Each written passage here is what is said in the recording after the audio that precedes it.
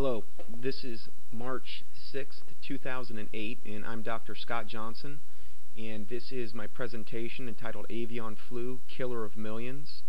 And a couple years ago, I went on a 14-city tour where I spoke about this particular subject, and what you're seeing today is an updated presentation of the PowerPoint slides that I produced back then.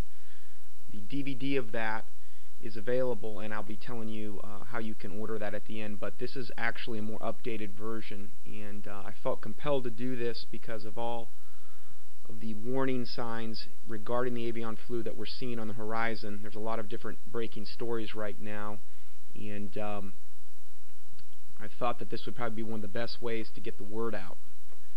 So let's start off with a Bible verse where we look at in Proverbs 18:15, where it says, "The heart of the prudent getteth knowledge, and the ear of the wise seeketh knowledge." So this is what we're going to be endeavoring to do today. Now, the topics in this presentation will include the proof that the Illuminati telegraphs their punches prior to cataclysmic events, which is, as you'll see, very important, why the avian flu is the perfect vehicle for world depopulation, and proactive measures you can take to protect your family and yourself, what the globalist elite are planning for Americans, why the avian flu could be a repeat of the Spanish flu of 1918 that killed millions. We're going to be talking about vaccinations and injectable microchips, kill rates, food shortages, forced vaccinations, Project BioShield quarantines, and much more, as you'll see. Now, many people aren't aware that on one of the highest hilltops in Elbert County, Georgia, stands a huge granite monument. Engraved in 8 different languages on 4 giant stones are the 10 guides or commandments. These are kind of like the New Age, New World Order 10 commandments. Though relatively unknown to most people, these guide stones are an important link to the occult hierarchy that seeks to dominate the world in which we live.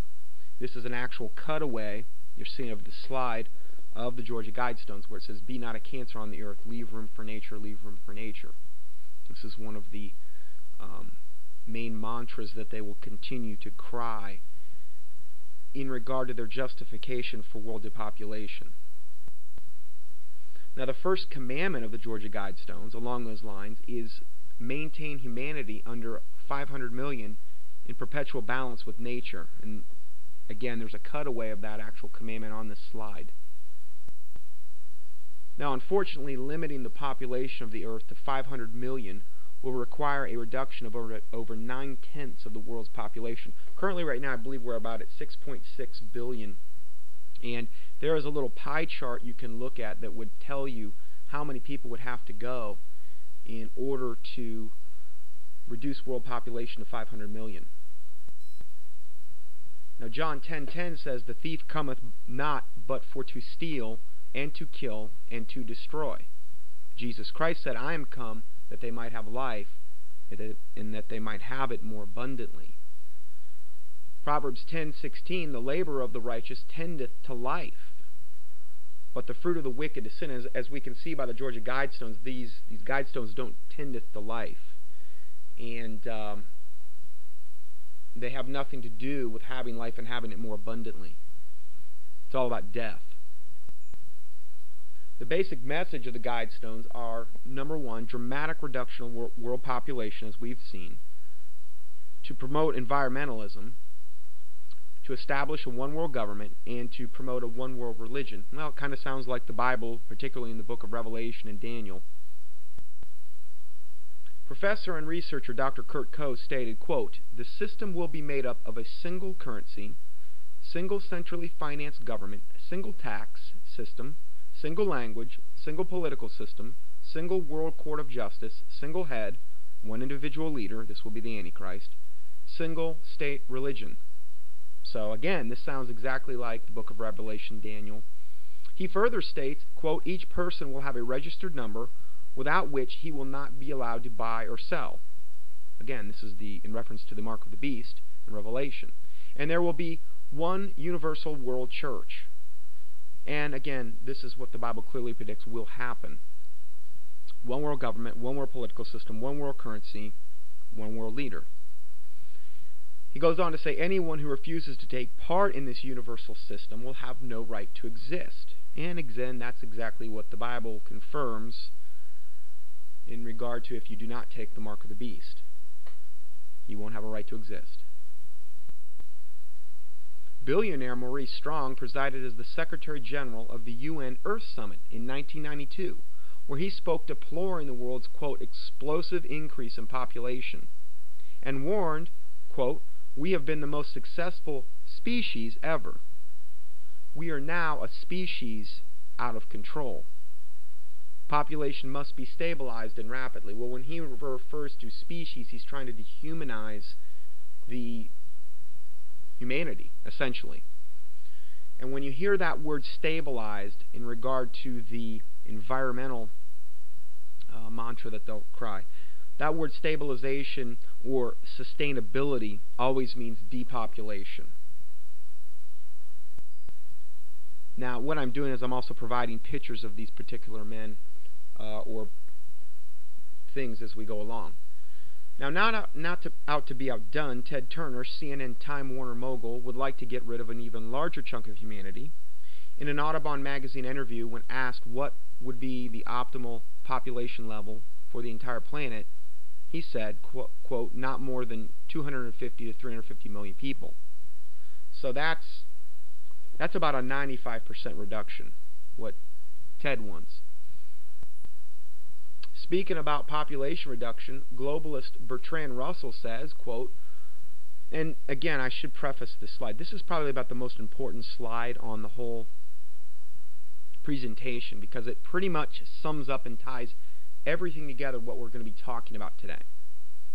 Bertrand Russell says, quote, perhaps bacteriological war may prove more effective. If a Black Death could be spread throughout the world once in every generation, survivors could procreate freely without making the world too full.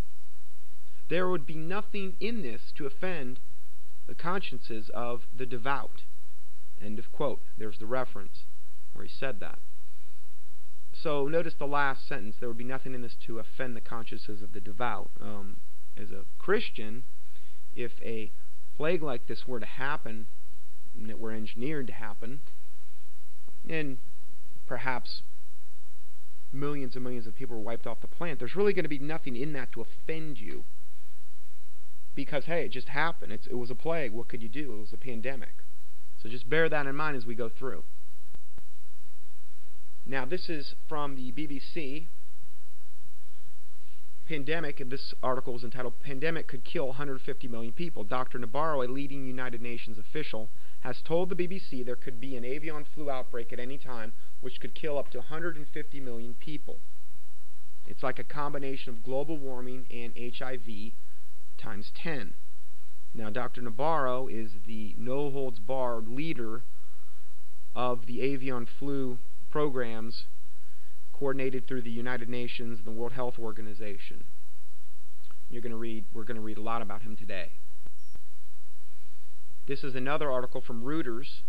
World has slim chance to stop flu pandemic. The initial outbreak of what could explode into an avian flu pandemic may initially affect only a few people, but the world will have just a few weeks to contain the deadly virus before it spreads and kills millions. WHO, which is, when we say that word, it's the World Health Organization, warns an army may be needed to fight the bird flu. The World Health Organization predicted authorities might need to use the army and police to quarantine about 120,000 people to contain an initial pandemic flu outbreak of just 19 cases. Now, if the pandemic obviously was greater in number, then that 120,000 would increase exponentially. Now, and again, I'm trying to provide the links to every single thing that I'm saying today so you understand that what I'm saying is not my opinion. In fact, really, this whole presentation is nothing that I've done. It's just essentially information I've went up there and researched and gleaned and garnered and put into this PowerPoint format. I wanted to stay as far away from my opinion as I could in order to be objective.